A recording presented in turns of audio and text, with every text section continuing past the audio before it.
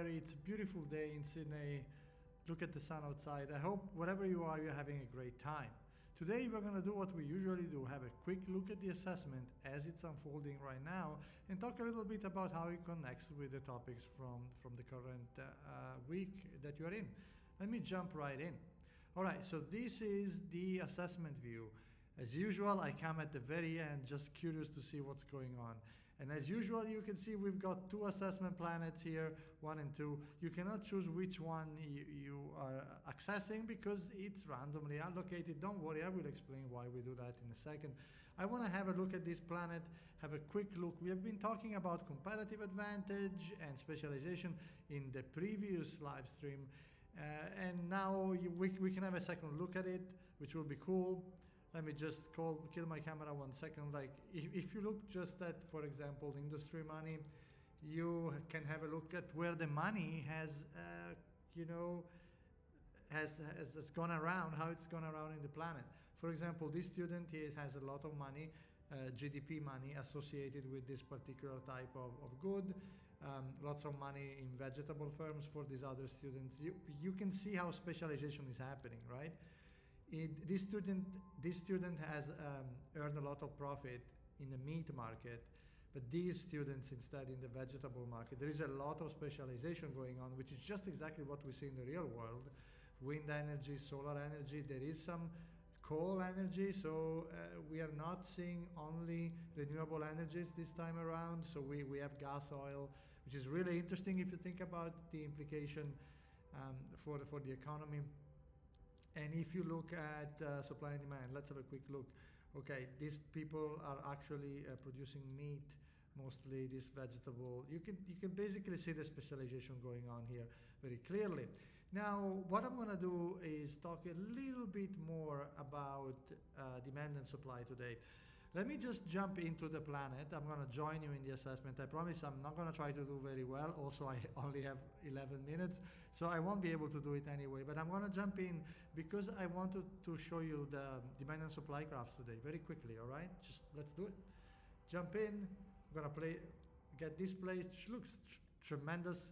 I haven't even checked with the production strength or anything. I could have been very strategic about it. I could have gone into that place thinking, wait a second, there are all these other students specializing in vegetables already. Maybe I should take an island that has a more, strong specialization for other goods. Here I am. I mean, I could literally go around and see the other people, but I don't actually have to do it because I can simply do this. Look, I can go into any market, let's say energy, tap into the, click on this market here and then say view energy market. And here you have it. So this is your standard demand and supply graph. Now, before you get confused on me on this particular graph, let me move my face a little bit down there. Before we get all confused, let me tell you an important setting here. Here you have a supply and demand toggle. I'm going to toggle it off, okay? This looks a lot more like a demand and supply graph. If I toggle it on, it can be a little bit confusing. I will explain to you in a second what this is, but essentially these are suppliers that could supply energy, but currently aren't, and it could be because maybe they are bankrupt, maybe there is no wind. Let me click on one of these suppliers to figure out. This one says missing natural resource. This is a wind energy. So this is a student who has a wind turbine, but the wind is not blowing, so there's no production. And this is also wind. And this is really talking about sustainability and note on sustainability and renewable energies. Sometimes the wind doesn't blow, and you have a situation like this where certain producers are just out of the market. This is a consumer, a government that's trying to purchase energy for their countries. At the moment, they cannot because they are bankrupt. You can see here no money. So if I press this toggle here, this becomes a more standard active demand and supply type of graph. You can see the supply curve is upward sloping. If you could draw a line across the supply points, you would find that this is an increasing supply curve. And this is a straight demand curve because it's completely inelastic. Governments would be willing to pay any price to get the energy. It's a fundamental necessity good. So in this game, we simplify that by saying that their willingness to pay is basically constant as much as they can pay, which is really, if you think about the definition of demand curve and elasticity, this is a perfect example of a very elastic demand curve, whereas supply here, it's very inelastic here. Sorry, I said it wrong. This is an example of a very inelastic demand. These are gonna demand this many units no matter what. Usually in your graphs, you see this represented as a vertical line here. So these are like a few producers, a few governments that are willing to demand energy. There are a few of them, and this is actually, you could imagine a vertical line cutting through here, which indicates the demand curve in your standard graph, which would be a vertical one, so perfectly inelastic. Instead, the supply curve, it's more normally elastic with these increasing and decreasing parts.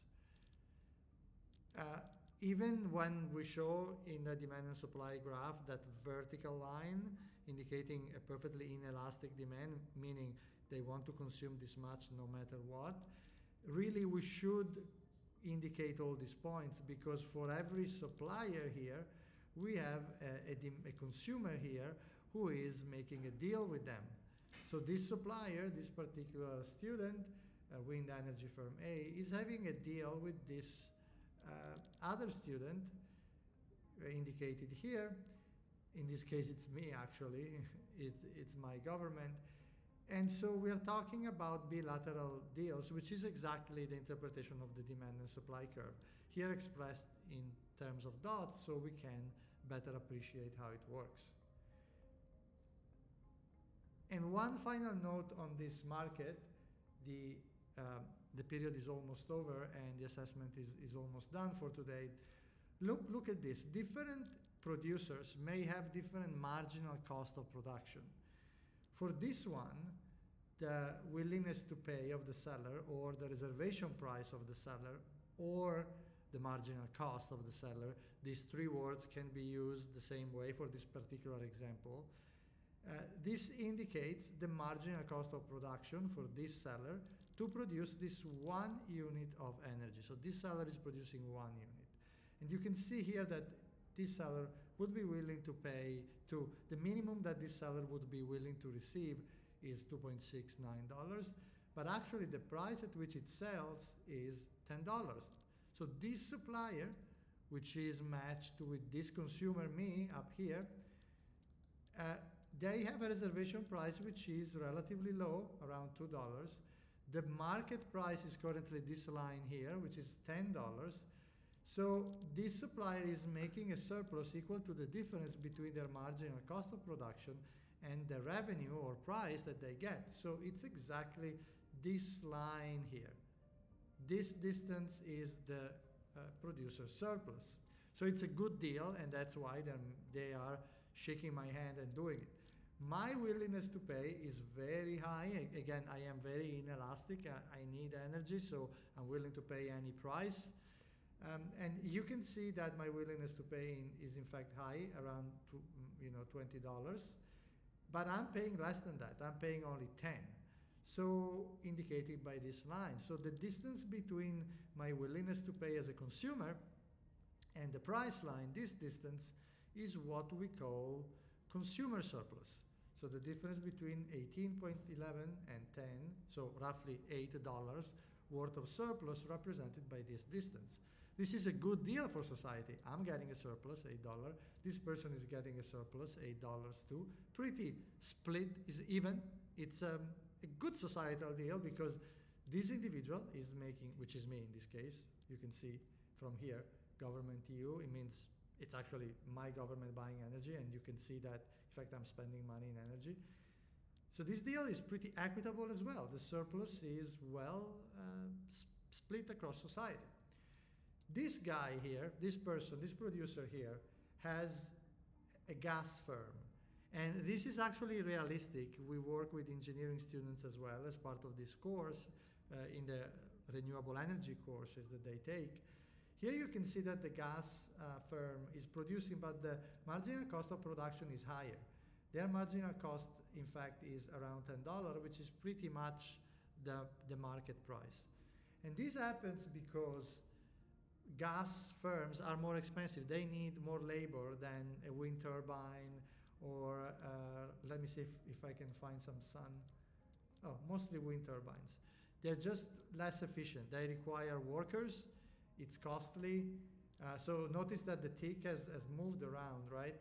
And some of the supply chain disappeared because wind went out, is not blowing, right?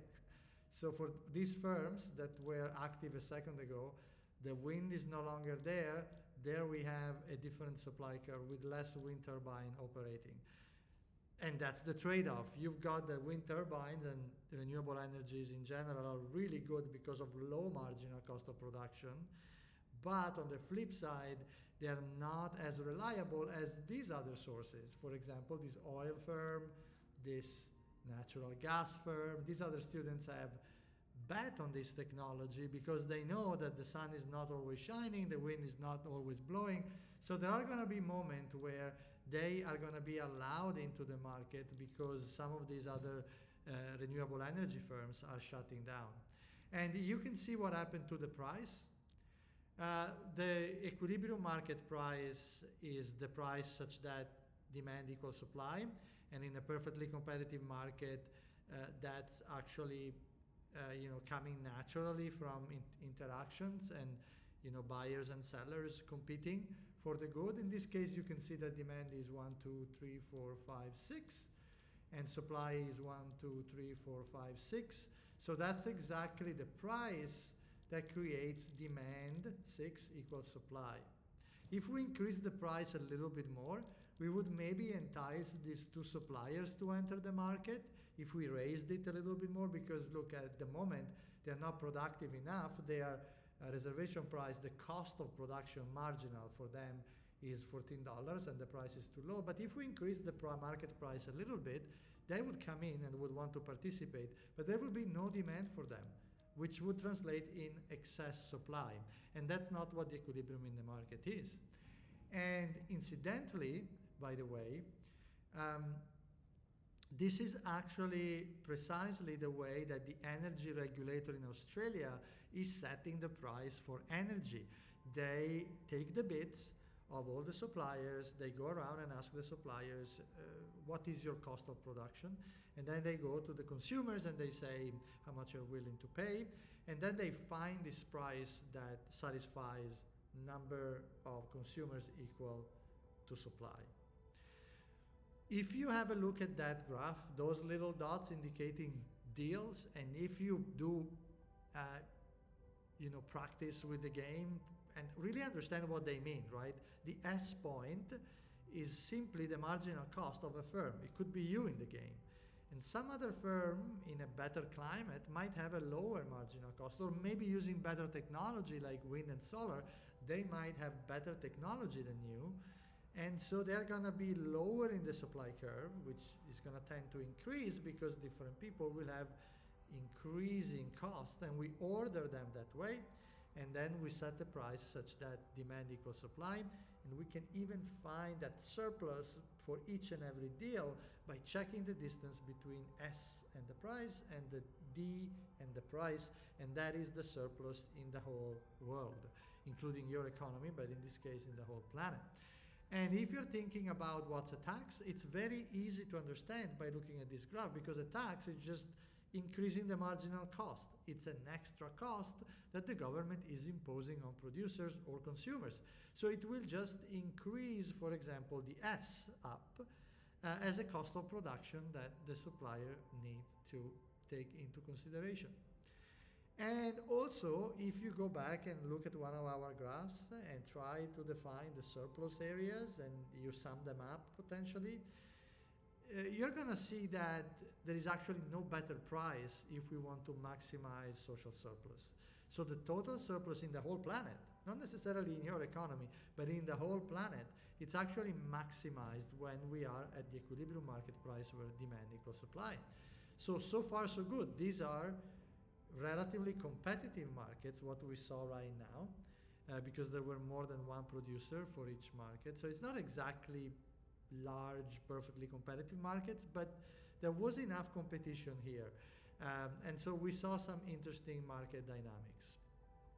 Thanks so much for coming on today to this live stream. I will catch up with you at the next one. Thank you so much for coming in. Bye bye. See you later.